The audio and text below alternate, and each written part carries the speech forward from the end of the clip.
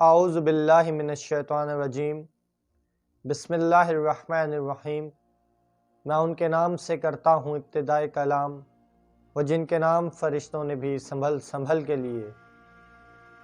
اللہم کل ولیک الحجت ابن الحسن صلواتک علیہ وعلی آبائے فی ہذہ الساعۃ وفی کل ساعہ ولیًا وحافظا وقائدا وناصرا ودلیلا وعینا حتی تسکنہ ارضک طوعا وتمتع فیہا طویلا برحمتک یا ارحم الراحمین۔ اللہم صلی علی محمد وآل محمد وعجل فرجہم۔ آج آپ کے سامنے ایک اور ملاقات امام زمانہ عجل اللہ تعالیٰ فرج شریف کا واقعہ لے کر آئے ہیں، جس شخصیت کو آپ بہت اچھے سے جانتے ہیں، بلکہ پوری امت مسلمہ جانتی ہے، سید مہدی بحر العلوم کو۔ بہت بڑے مجتہد تھے، بہت بڑے عالم دین تھے۔ آیت اللہ طباطبائی مشہد میں یہ واقعہ بیان کرتے ہیں کہ آیت اللہ قمی سید مہدی بحر العلوم کے پاس نجف کی پاک سرزمین پر گئے اور ان سے پوچھا کہ سید، آپ اور میں ایک ہی کلاس میں تھے، آپ اور میں ایک ہی دن، ایک ہی وقت، ایک ہی پل ساتھ ساتھ رہتے تھے، آپ اور میں ساتھ مل کر مباحثہ کرتے تھے، تو ایسا کیا ہوا کہ آپ کا علم اور میرے علم میں اتنا فرق کہ اس حد تک میں بھی پہنچ نہیں سکا، یہ کیا ماجرا ہے؟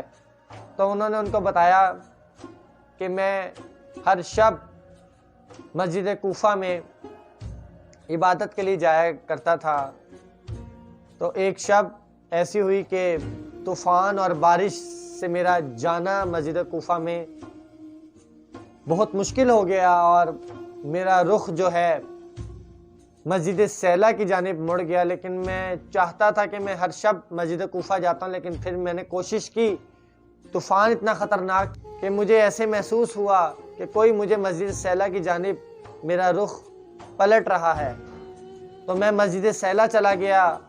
آپ کو پتہ ہوگا مسجد سیلہ میں مقامات ہیں، حضرت خضر کا مقامات اور دیگر انبیاء کے مقامات ہیں، لیکن مسجد سیلہ جس بات پر مشہور ہے وہ ہے مقام امام زمانہ عجل اللہ تعالیٰ فرج شریف۔ تو وہ کہتے ہیں میں اندر داخل ہوا تو میں نے میرے کانوں میں سنائی دی ایک خوبصورت آواز تلاوت قرآن کی، اور ایک نورانی شخصیت کو میں نے دیکھا کہ وہ تشریف فرما ہے مقام امام مہدی عجل اللہ تعالیٰ فرج شریف پر۔ تو میں انہوں نے مجھے آواز دے کر بلایا، مہدی قریب آؤ۔ تو میرے دل میں تھوڑا خوف تھا اور میں گھبرایا ہوا تھا کون شخص ہے۔ میں تھوڑا سا آگے گیا، پھر انہوں نے آواز دی، مہدی تھوڑا اور قریب آؤ۔ پھر میں تھوڑا اور قریب گیا تو انہوں نے کہا، مہدی ادب کا تقاضا یہ ہے کہ جب بلایا جائے تو آ جاتے ہیں۔ تو وہ شخص، نورانی شخصیت، اپنی نشست سے بلند ہوئی اور مجھے اپنے سینے کے ساتھ لگا لیا۔ یہ سارا علم امام زمانہ نے اپنے سینے سے میرے سینے میں منتقل کر دیا۔ تقویٰ تھا، بندگی تھی، پاکیزگی تھی کہ امام نے ان کو اپنے پاس بلایا، اپنے ساتھ سینہ لگایا، اور ان کے اندر ظرفیت اتنی تھی کہ انہوں نے امام کا علم دیا ہوا حاصل کیا۔ کیا مقامات تھے ان نورانی شخصیت کے، کیا منزلت تھی اس نورانی شخصیت کی۔ آج ہم لوگ بہت آرام سے بیٹھ کر مجتہدین پر انگلیاں اٹھاتے ہیں، مجتہدین کو اتنا کچھ بول دیتے ہیں، ہمارے میں اتنی ظرفیت ہے کہ ہم اس مقام تک پہنچ سکیں؟ کیا ہمارے اندر ایسی ظرفیت ہے؟ نہیں ہے۔ ہم کچھ کر نہیں سکتے، ہم اپنے گھر کو درست نہیں کر سکتے، ہم اپنے محلے کو درست نہیں کر سکتے، ہم اپنی گلی کی سڑک نہیں بنا سکتے، لیکن ہم گھروں میں بیٹھ کر، اے سیوں کے اندر بیٹھ کر، بڑے بڑے محلوں میں بیٹھ کر مجتہدین پر ایسے انگلیاں اٹھاتے ہیں جیسے ہمارے اندر بہت اعلیٰ ظرفیت کے ہم مالک ہیں۔ خدا را اپنے آپ کو دیکھیے، اپنے لباس کو دیکھیے، اپنے اندرونی لباس کو دیکھیے کہ ہم کس مقام پر کھڑے ہوئے ہیں اور ہم کیا حرکات کر رہے ہیں۔ یہاں قم المقدس میں بہت بڑے بڑے مراجع کرام رہتے ہیں، حرم حضرت معصومہ سلام اللہ علیہ میں آتے ہیں، مباحثہ کرتے ہیں، بیٹھ کر علم حاصل کرتے ہیں بی بی کی چوکھٹ پر، ہماری کبھی اتنی ہمت نہیں ہوئی کہ ہم ان کے سامنے آ کر ان سے بات کریں. کیوں؟ ظرفیت نہیں ہے. اتنے واقعات ہوئے علماء کرام کے سامنے، مجتہدین کے سامنے، امام آئے، لیکن وہ کیا کہتے ہیں کہ امام ہمارے میں اتنی ظرفیت نہیں ہے کہ ہم آپ کا علم لے سکیں. ظرفیت ہونا بھی بہت بڑی بات ہے. تو خدا را اپنے آپ کو درست کیجئے، وقت کے امام کے لیے زندگی گزارے. مقصد ہونا چاہیے وقت کا امام. اب یہ نہیں کہ میں اپنے گھر والوں کو ناراض کر دوں، اپنے دوستوں کو ناراض کر دوں، اپنے اہل و عیال کو ناراض کر دوں، اپنی کمیونٹی کو ناراض کر دوں اور بس پہاڑوں پر نکل جاؤں. ایسا بھی نہیں ہے. رہ کر وقت کے امام کے منتظر رہیں اور دوسروں کو بھی تیار کروائیں. یہ ہے انتظار امام مہدی.